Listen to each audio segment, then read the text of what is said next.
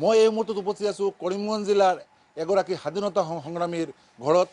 আৰু আজিৰ দিন ভাৰত ত্যাগ দিৱস, সেই উপলক্ষে কৰিমগঞ্জ জিলা প্ৰশাসনৰ ফালৰ পৰা ADC এজনে আহি আব্দুল কাদিৰ চৌধুৰীক তেওঁক সন্মান প্ৰদৰ্শন কৰে, সন্মান দিয়ে আৰু ৰাষ্ট্ৰপতিৰ পৰা যিটো পদক দিয়া হৈছিলে সেইটো তেওঁক হস্তান্তৰ কৰে।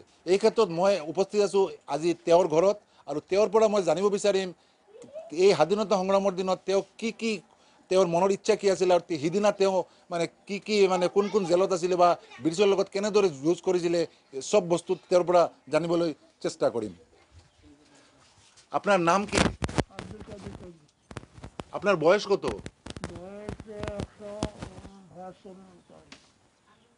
আমার জেঠু আব্দুল কাদির চৌধুরী, এই তিনি যে স্বাধীনতা সংগ্রামে বিভিন্ন স্থানে বিভিন্ন মর্মান্তিক শাস্তি ভোগ করেছিলেন, অনেক গল্প আমাদের সাথে করেছিলেন, কিন্তু বাস্তব যে ওনার যে সম্মান, আজকে উনি যদি অসুস্থ হন বাড়ি থেকে ঠেলা বা অনেক সময় কাঁধে করিয়ে নিয়ে ওনার শারীরিক সুস্থতার জন্য ডাক্তারের কাছে নিতে হয়, কিন্তু লজ্জাজনক ব্যাপার বলতে চোখের জলও আসতে হয় যে উনি একজন স্বাধীনতা সংগ্রামী।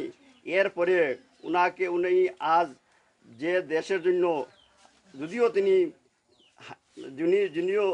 তিনি তার বেঁচেছেন, কিন্তু আসলে দেশের আত্মবলিদানের জন্য তো তিনি তো বের হয়েছিলেন, কিন্তু উনি আজ সুস্থতার জন্য ডাক্তারের নিকট যাওয়ার যে সুযোগ পাওয়ার ছিল ওহাতে পুরা বঞ্চিত।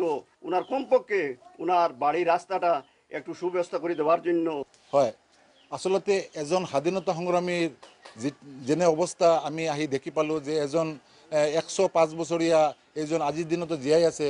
তেওঁৰ মনৰ ইচ্ছাটো হৈছে যে আজিৰ দিনত খালি চৰকাৰৰ পৰা পুৰস্কাৰ প্ৰদান কৰিলে নহ'ব, তেওঁৰ যে অৱস্থা আজিৰ দিনত যদি তেওঁ হস্পিটেল লৈ যাব লগা হয়, তেওঁৰ বাটপথ নাই। এই যিখন মাইজগ্ৰাম যিখন গাঁও তেওঁৰ ঘৰ, এইখন ঘৰৰ কৰিমগঞ্জ চহৰৰ পৰা 10 কিলোমিটাৰ নিলগত হ'ব, কিন্তু ইয়াৰ পিছতো তেওঁৰ এইখিনি অঞ্চল উন্নত হোৱা নাই। এইটো তেওঁৰ মনৰ আক্ষেপ তেওঁৰ ভাতিজাই ক'লে। আৰু ইয়াৰ লগত আমাৰ লগত আন এজন আছে, তেওঁৰ মানে আত্মীয় হয়। মই তেওঁৰ পৰা জানিব চেষ্টা কৰিম তেওঁৰ কি ক'ব লগা আছিলে।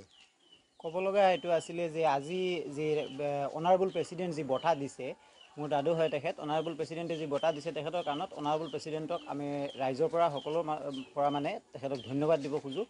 আৰু তেখেততো জেলত আছিলে বেছিদিন, ব্ৰিটিছ যেতিয়া আছিলে ৰুলিং কৰিছিলে, তেখেতে দেশটো ফ্ৰীডম কৰিছিলে, এটা সপোন লৈ ফ্ৰীডম কৰিছিলে, মানে ফুল্লি ফ্ৰীডম পাব লাগিছিলে। কিন্তু আজিৰ দিনত তেখেতে যেতিয়া আমাৰ লগত কথা পাতে তেতিয়া তেখেতে কৈ থাকে যে আমি যেতিয়া যি স্বাধীনতাৰ সপোন দেখিছিলোঁ সেই স্বাধীনতা কিন্তু আমি পোৱা নাই আজিৰ দিনত, সেই স্বাধীনতা কিন্তু পোৱা নাই আজিৰ দিনত যি স্বাধীনতাৰ সপোন আমি দেখিছিলোঁ।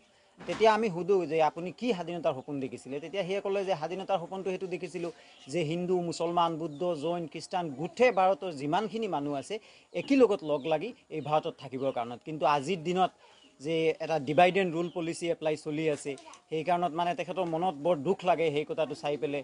যেতিয়া মানে বাতৰি কাকতত সেই নিউজখন ওলায় যে হিন্দু মুছলমানৰ কাজিয়া, কোনোবা ঠাইত মছজিদ বঙাই দিছে, কোনোবা ঠাইত মন্দিৰ বঙাই দিছে, এনেকুৱা এটা পৰিস্থিতি যেতিয়া সৃষ্টি হয় তেতিয়া তেখেতসকলে মানে এটা মনত বৰ দুখ লাগে। তেতিয়া তেখেতে কয় যে আমি এই কাৰণত কি ভাৰতখনক ফ্ৰীডম কৰিছিলোঁ নেকি?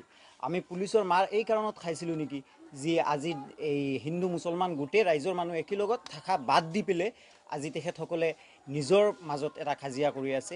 তেখেতে সদায় সেইটো ক'ব খোজে যে আমি হিন্দু মুছলমান কিমান মানুহ আছে সকলো। আৰু এটা কথা কৈছিলে যে শুনিছোঁ যে তেওঁ সুভাষ চন্দ্ৰ বসুৰ লগতো লগ ধৰিছিলে, এইটো অনুষ্ঠিত কি জানে আপুনি?